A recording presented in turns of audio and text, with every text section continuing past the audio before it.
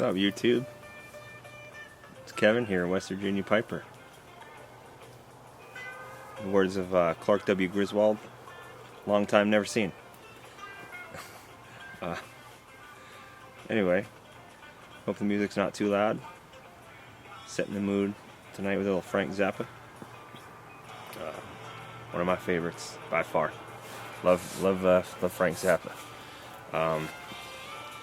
But before I get into anything, I wanted to give a shout out to the community. Basically, just I generally don't get to check my or watch any of your videos except either on my phone or my tablet. I barely have any time at home to jump on the computer, so I'm not big on the Google Plus. Don't know a whole lot of really how to message you guys and such. I'm kind of brushing up on that now. Not to sound like an ignorant person, but I just haven't really had the time to sit down and figure it all out. So that being said, I just figured I'd take the opportunity here just to thank you guys who are taking the time to sub me and listen to my videos. I can tell that's pretty loud. And I just want to take the time, so I really appreciate it. Those of you who watch and comment and giving me tips or just saying, hey, what's up?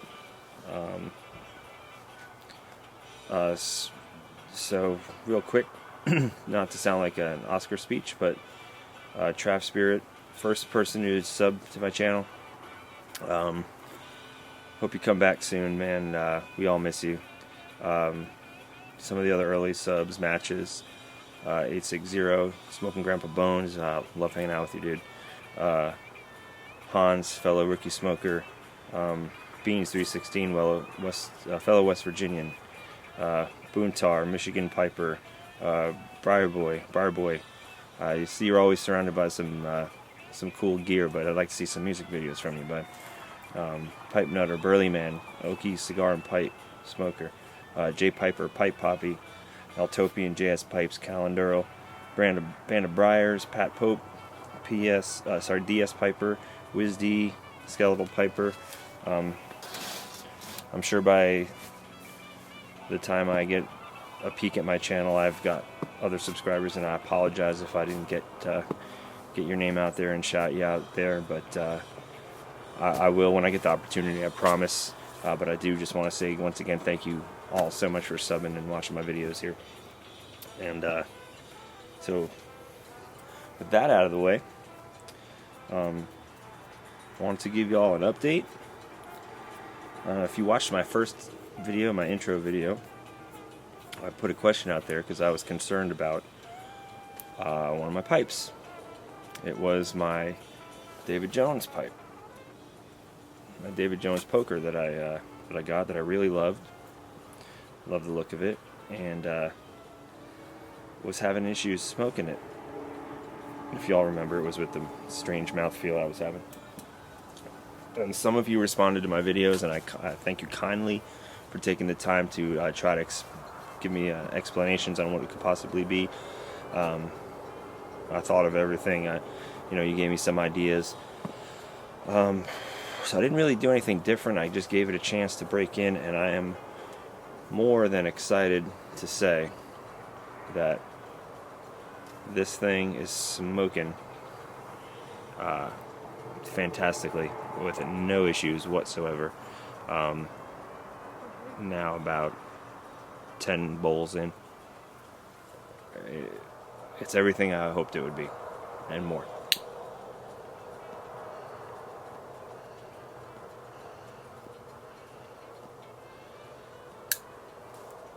So,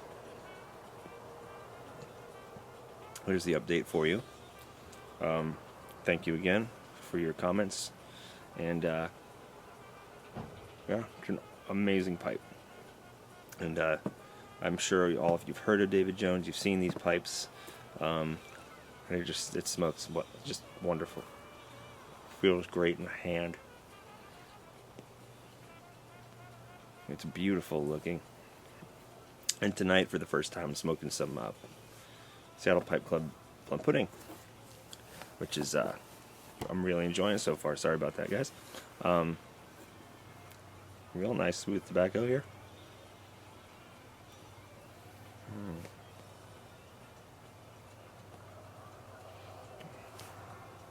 So here I am again, late at night, back in my corner of the universe here, coming to you by lamplight. I really enjoy just hanging out back here. Just light the oil lamp here, you can see.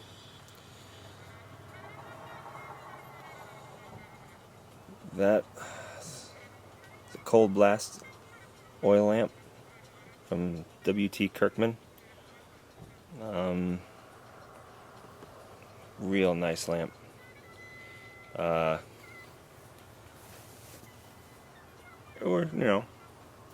about $25. If you're interested in it, if I can remember, I might throw the link down below to their web store. Check them out. It's a real nice lamp. It really sets a nice mood. I just like having it sit next to me here, chilling with my pipe, chilling with my beverage, which I'll pour for you here in a second. And you gotta have the tunes, man. What good is hanging out without some tunes? I'm all about tunes. So, let me show you real quick. This is the Trappiste Rochefort, number 10, which is a quad-style Belgian Trappist ale. Very dark, very sweet and malty, very, very high on the deliciousness scale. If you're into malty, yeasty, bready beers, like most of these Belgian quads are, what are you waiting for? Go get this beer right now. It's in a Chimay glass. I used to have a Rochefort glass, but I broke it in the dishwasher. So, Chimay glass it is. Let that settle in just a minute. And I don't know about you guys. I'm gonna rant a little bit about football. And I don't know how you guys feel about this, but I am a very ardent fan of what we Americans call soccer. And huge sport, obviously. Nowadays, it seems to have kind of come into its own in our culture. It's growing in popularity, but it still seems to be one of those sports that is very polarizing, and not a lot of people in this American sporting culture can really appreciate or get into or be entertained by. And it's really hard for me to understand that, because from as young as I can remember, I played soccer at a very young age. It was the first sport I was introduced to, first team sport I ever participated in. And for most kids, even here in the States, it is the first team sport that they participate in. And I mean, it's such a common thing for young kids that the term soccer mom came about. To term those stay-at-home or maybe not mothers who toted their kids around in minivans to soccer practices and games and whatnot. So it is part of the culture, the youth culture here in the United States, but it's one of those sports that kids grow out of. And they get into the more mass-marketed sports, such as football and especially basketball, and to a lesser extent baseball, which has waned in popularity. I still love it. And don't get me wrong, I love all of our professional sports here in the States. But my love and my passion is for soccer, and I understand it. It's a long game. It's 90 minutes. It's a lot of, depending on how you, or what leagues you watch, there is like a kind of ebb and flow to the games. But on the other hand, I mean, these men and women who play soccer are probably some of the best athletes out there. And I'm not saying that to take away from any other sport. I mean, anybody who can participate in an endurance style professional sport is a fantastic athlete, and they deserve to be recognized for what they do.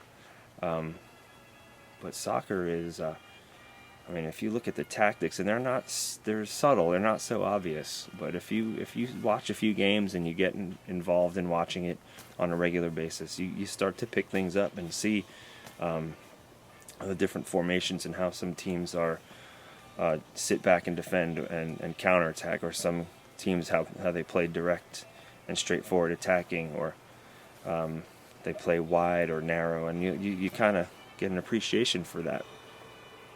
And sometimes the scores are 1-0 or 1-1 or even 0-0, God forbid. But it's still a sport that I think deserves a lot more recognition here in the United States. Our kids are playing it. We should appreciate it for what it is. And especially with the World Cup coming up here in about a month or so, and the United States participating in it, we should really get behind the team. So I encourage any of you who are kind of on the fence about soccer, start watching some soccer games. I'm thrilled because my team, my beloved Chelsea Football Club, who play in the English Premier League, the television rights in the United States were picked up this season by NBC Sports, and they've really, really pushed it. They've really promoted it heavily, to my huge satisfaction. I think they're doing a terrific job with the coverage and how much they're showing and how many games they're putting on, and it's just fantastic to be able to see that here in the States, whereas before you didn't really get to catch maybe one game a week or so. But NBC is really pushing, several games a day on Saturdays and Sundays.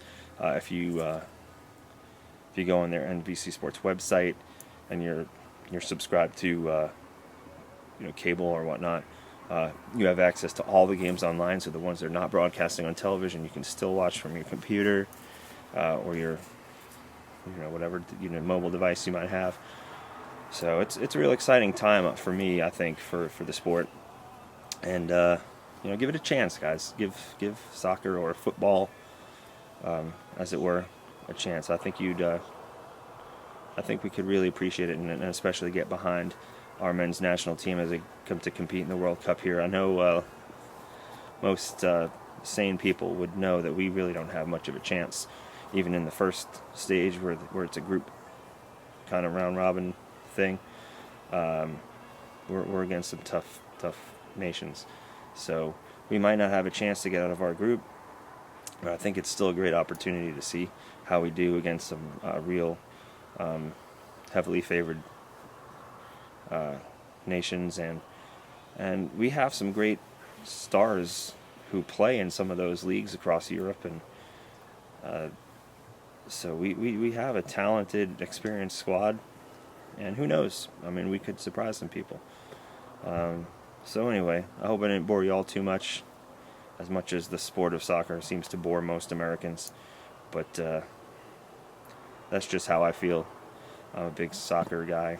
So if you have any comments, let me know what you think of the sport. Let me know how you think the U.S. is going to do in the World Cup. Do you support another country? Do you support a particular club? Let me know. I'd love to know. I'd love to know if there's any other soccer heads out there.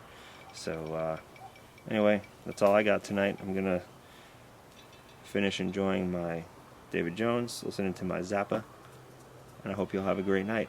It's West Virginia Piper.